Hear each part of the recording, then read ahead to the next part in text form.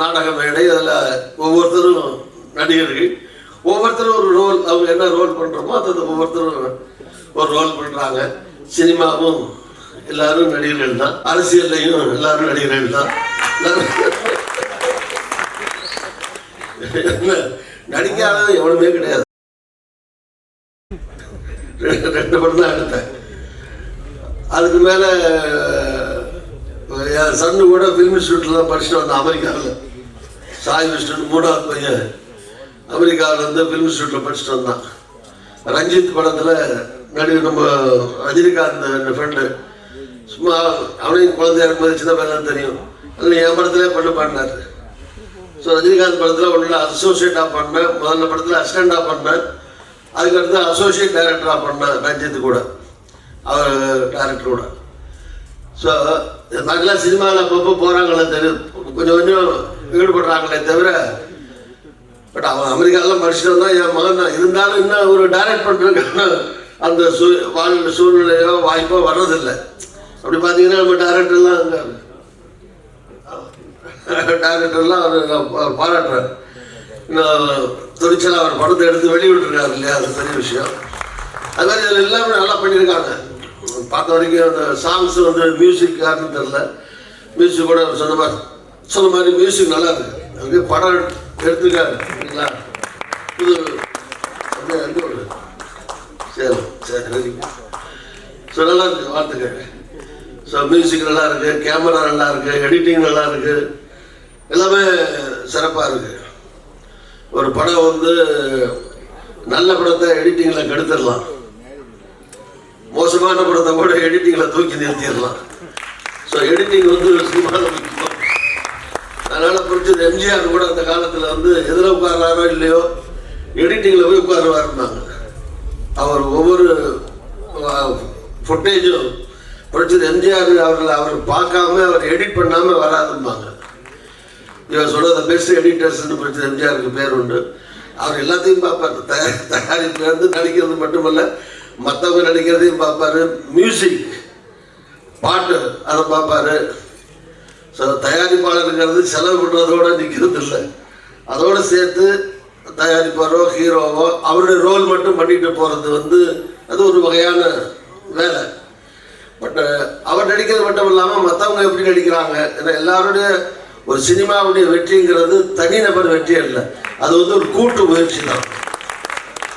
Starting from assistant associate எல்லாம் production பாயிலேருந்து ஆரம்பிச்சு, light பாயிலேருந்து ஆரம்பிச்சு, ப்ரொடக்ஷனில் இருக்கிற உதவியாளர்கள்லேருந்து ஆரம்பிச்சு என்ன ஒவ்வொருத்தருக்கும் ஒரு சினிமா வெற்றியில் வந்து பங்கு இருக்குது. அதில் பணியாற்றக்கூடிய நூற்றுக்கணக்கான டெக்னீஷியன்ஸ், கலைஞர்கள், சின்ன ரோலோ பெரிய ரோலோ, ஒரு சின்ன ரோலில் நடிக்கிறான்னு சொதப்படும் அந்த படமே சொதப்பி போகிறதுக்கு வாய்ப்பு இருக்குது. அதே மாதிரி நீங்கள் பார்த்தீங்களான்னு தெரில, நம்ம வடிவேலு ஒரு தடவை சொன்னார், சிவாஜி படம் ஒரு நடிகர் சிவாஜி கணேசனுடைய படத்தில் தேவர் மகள் அம்மா நிறைய பேர் பார்த்துருப்பீங்களே, அவர் இறந்து கிடக்கும் போது கூப்பிட்டு அழுக சொன்னாங்க. நான் போய் அழுதேன். அது அப்படியே படமாக கடந்த சிவாஜி திடீர்னு எந்திரிச்சிட்டாரு. நிறுத்துறான், ஏண்டா கமலஹாசன் காமிச்சு, ஏண்டா அவன் தானே என் புள்ள, நான் என்ன கெட்ட பிள்ளையா, ஏண்டா அவன் எப்படி அழுகிறான் பாரு, நீ என்னமோ நீனே நான் பெத்த பிள்ளை மாதிரி கிடந்து கதை அப்படின்னு கூப்பிட்டு நிறுத்துறா போதும் அப்படின்ட்டு அந்த துண்டை எடுத்து வாயில் வச்சுக்கோ அப்படின்னு சொல்லி துண்டை எடுத்து வாயில் வச்சுக்கடா அப்படின்றாரு. அவரு கூட இன்னொரு நடிகர் மறந்து போச்சு, சங்கிலி முருகன். அவர் சொன்னாரு, அவர் எனக்காக துண்டு, சங்கிலி முருகனுக்கு வேட்டி, நீ அவர் இவரோட கூட அழுதுருக்காரு, நீ வேட்டியை வாயில் வச்சுக்கடா அப்படின்ட்டார் சிவாஜி. அது மாதிரி அவர் படம் பார்த்து கிடக்கிற போது சிவாஜி மற்றவங்க எப்படி ஆக்ட் பண்றாங்கன்னு கவனிச்சுட்டே இருந்திருக்காரு. அதுதான் அந்த மூவியினுடைய அந்த பெரிய பாரதி ராஜா டைரக்ஷன் வேலை. ஸோ அதனால படத்தை எது சொன்னா எல்லாருடைய பங்கும் சேர்ந்ததுதான் ஒரு சினிமாவுடைய வெற்றி என்பது.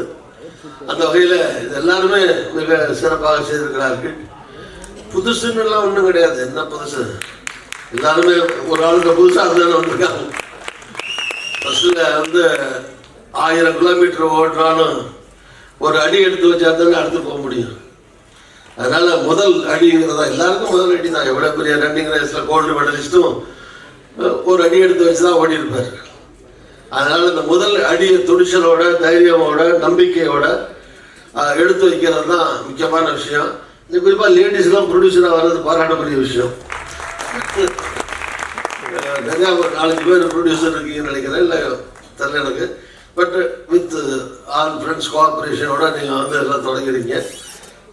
ஹீரோ நல்லா பண்ணியிருக்காரு, அவருக்கு வாழ்த்துக்கள், பாராட்டுகள். ஒன்று புது ஹீரோ மாதிரி தெரியல, நிறையா படம் நடித்த ஹீரோ மாதிரி தான் நல்லா நடிச்சிருக்காரு. அதனால இப்போல்லாம் வந்து அந்த ஒரு காலத்தில் ஹீரோன்னா ரொம்ப அழகாக இருக்கணும், ஒரு அழகாக தான் இருக்காரு, இவருக்காக சொல்லல. ஆனால் அழகாக தான் இருக்கணும்னு அவசியம் இல்லை. அது ஹீரோயின் அதே மாதிரி ரொம்ப அழகாக தான் இருக்கணும்னு அவசியம் கிடையாது. ஆனால் எல்லாம் நல்லா தான் இருக்காங்க. இவங்களெல்லாம் குறைச்சி சொல்றேன்னு நினைக்காதீங்க, ஃபீல்டு சொல்கிறேன். அந்த காலத்தில் எம்ஜிஆர் மாதிரி இருக்கணும், சிவாஜி மாதிரி இருக்கணும், தியாகராஜ பகதூர் மாதிரி இருக்கணும், அவர் மாதிரி சிறப்பாக இருக்கணும், அவர் மாதிரி பாட்டு பாடணும், பியூ சின்னப்ப மாதிரி சண்டை போடணும். அந்த காலம்லாம் போயிடுச்சு, இப்போ கிடையாது. யாரை வேணாலும் நல்ல கேமரா மட்டும் இருந்தால் தான் யாரை வேணாலும் அழகாக காமிக்கலாம் இல்லையா? எந்த ஆங்கிளில் காமிச்சா நல்லா இருக்கவரோ அந்த ஆங்கிளில் காமிச்சாங்கன்னா யார் வேணாலும் அழகாக இருப்பாங்க.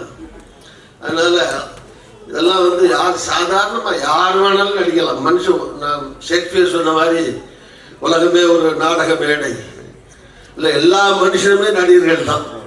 உலகத்தில் பிறந்த ஒவ்வொருத்தரும் நடிகர்கள் தான். எல்லாருக்குள்ளேயும் ஒரு திறமை இருக்கும். அவங்க வாய்ப்பு கிடைக்கிற போது பெரிய ஆளாக ஆகிறாங்க. ரிப்பீட்டடாக கிடைச்சா ரிப்பீட்டடாக பெரிய ஆளாக வர்றாங்க. அதான் எல்லாருக்குள்ளேயுமே நடிப்பு ஆற்றல் மனுஷன் இருக்குது. எல்லோரும் நடிச்சுட்டு தானே இருக்குது. வீட்டில் பொண்டாடி புருஷன் நடிக்கிறாங்க, புருஷன் பொண்டாட்டி நடிக்கிறான், அப்பா பிள்ளைங்க நடிக்கிறான், புள்ள அப்பாட்டு நடிக்கிறான் இல்லையா, நண்பர் நடிக்கிறான். ஸோ வாழ்க்கையில் தினமும் அதான் ஷேக்ஸ்பியர் சொன்னார், உலகம் நாடக மேடை, அதில் ஒவ்வொருத்தரும் நடிகர்கள், ஒவ்வொருத்தரும் ஒரு ரோல், அவங்க என்ன ரோல் பண்ணுறோமோ அதை ஒவ்வொருத்தரும் ஒரு ரோல் பண்ணுறாங்க. சினிமாவும் எல்லாரும் நடிகர்கள் தான், அரசியல்லையும் எல்லாரும் நடிகர்கள் தான். நடிக்காத எவ்வளவுமே கிடையாது, எனக்கு தெரியும். இன்னொரு அரசியலே சொல்கிறேன், என்ன யோகியனா ரொம்ப வேஷம் போடுறவன் சில இடத்துல அயோக்கியனா இருக்கான், அயோக்கியனா வேஷம் போடுற அரசியலில் சில இடத்துல நல்லவனா இருக்கான். ஸோ எல்லாத்துலேயும் அயோக்கியன் நல்லவன் கெட்டவன் எல்லாத்துலேயும் இருக்காங்க. அது மாதிரி சினிமாவிலையும் சரி அரசியல்லையும் சரி இருக்காங்க எல்லாரும். ஏன்னா மக்களும் அப்படிதான் இருக்காங்க. மக்களுக்குள்ளே மக்கள் பிரதிநிதிகள் தானே நம்ம அரசியல்வாதியோ சினிமாக்களோ. நீங்கள் 500 ரூபா கொடுத்தா தான் ஓட்டு போட்டு மக்கள் இப்படி கெட்டு போயிருந்தா அப்புறம் அரசியல்வாதி நல்லவன் எப்படி வருவான்? 500 ரூபாய்க்கு 1000 ரூபாய்க்கு ஓட்டுக்கு காசு விரட்டி கேட்குறாங்க. இப்பெல்லாம் விட்டு போயிட்டாங்க. எப்படின்னா ஒரு வீட்டில் சப்போஸ் திமுக கொடுத்துட்டு போகுதுன்னு வச்சுங்க, உதாரணத்துக்கு சொல்கிறேன், அதிமுக வீடு விட்டுறாங்கன்னு வச்சுங்க.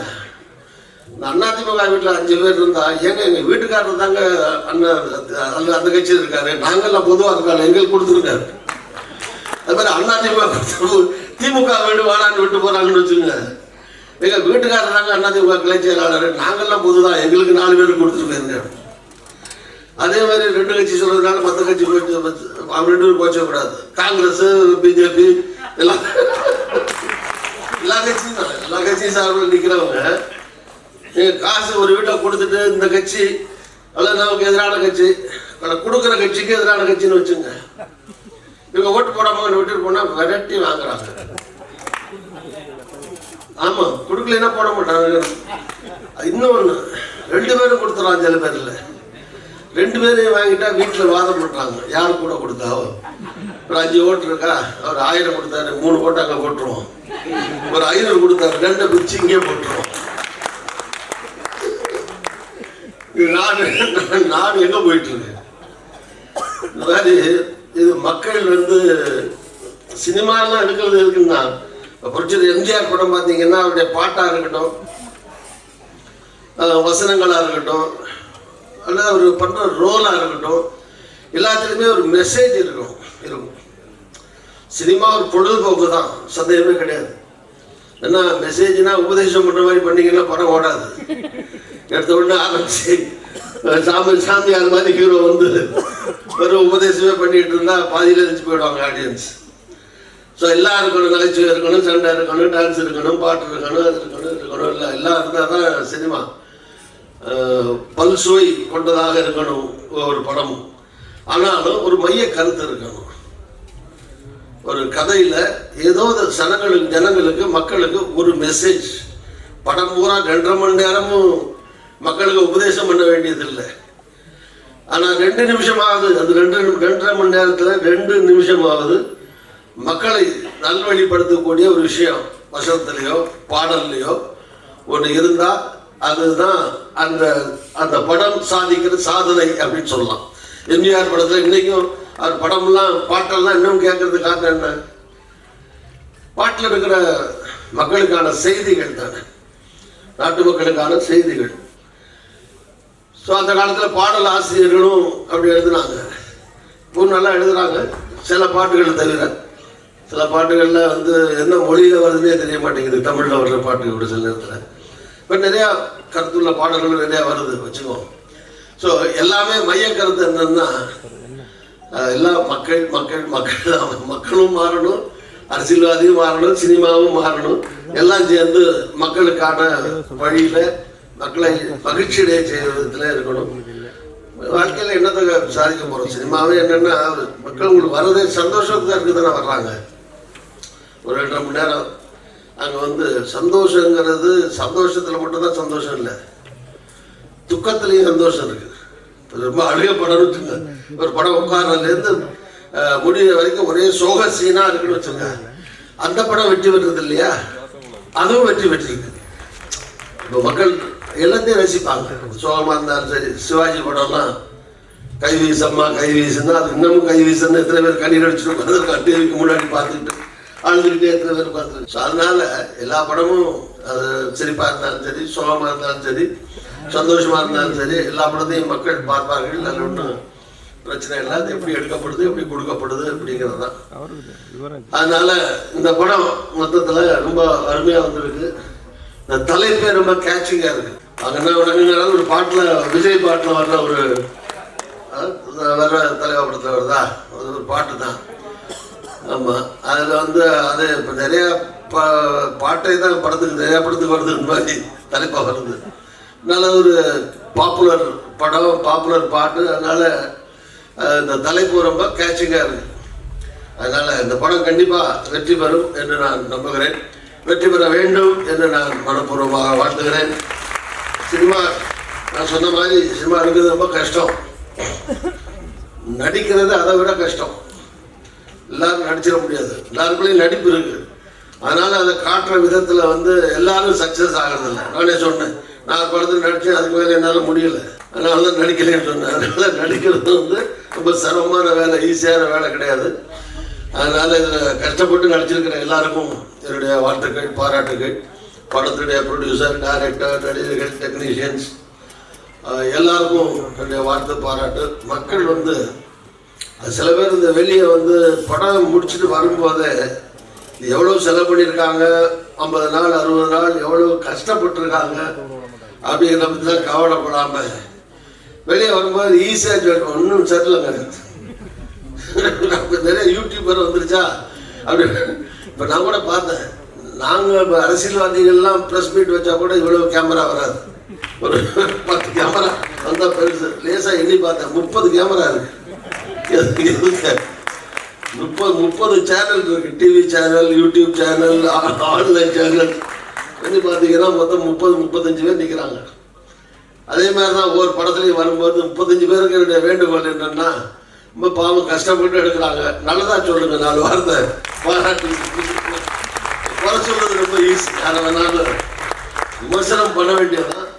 ஆனால் அவர் எல்லை மீறி கஷ்டப்படுறவங்களை வந்து காயப்படுத்துற மாதிரி வந்து விமர்சனங்கள் இருக்கக்கூடாது இல்லையா? என்கரேஜ் பண்ணுவோம். புதுசாக வர்றாங்க, நடிச்சிருக்காரு, பரவாயில்ல, நல்ல முயற்சி, பாராட்டுறோம், எழுதிருக்காரு, பாராட்டுறோம், அந்த மாதிரி இருக்கணுமே தவிர இந்த மாதிரி மனுஷன் பாப்பாடா உள்ள ஒருத்தரும் போகாது.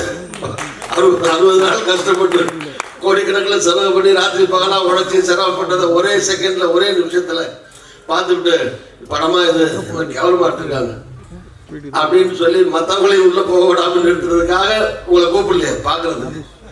அது நீங்களா பார்த்து வந்தாலும் சரி. அதனால என்னுடைய வேண்டுகோள் என்னன்னா, இது வந்து ஒரு கஷ்டப்படுற ஒரு ஃபீல்டு அது. அதனால அவங்களை காயப்படுத்தாம நம்மளால முடிஞ்ச வரைக்கும், அதுக்காக இல்லாத பொல்லாதையும் சொல்லி பொய் சொல்லி பாராட்ட வேண்டிய அவசியம் இல்லை. ஆனால் விமர்சனங்களை காயப்படுத்தாமல் அவர்களுடைய புதியவர்களை உற்சாகப்படுத்துகிற விதத்தில் உங்களுடைய சேனல்ஸ் அவர்களுக்கு ஆதரவு தர வேண்டும் என்று பொதுவாக ஊடக நண்பர்களையும் கேட்டுக்கொண்டு வந்திருக்கிற எல்லோருக்கும் வாழ்த்துக்கள். அத்தனை பட கலைஞர்களுக்கும் திரைப்பட கலைஞர்களுக்கும் வாழ்த்துக்கள். வாழ்க வளர்க. நன்றி.